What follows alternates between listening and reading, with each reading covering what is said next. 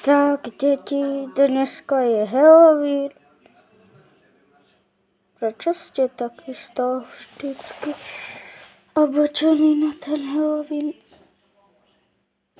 Haló, kde si? Maťo, prečo si takisto oblečený, jak ja? Ja neviem, Brašku. Ty nevieš. Snad bude už ten druhý Halloween. Druhý Halloween. Prečo ste zase takisto oblečení?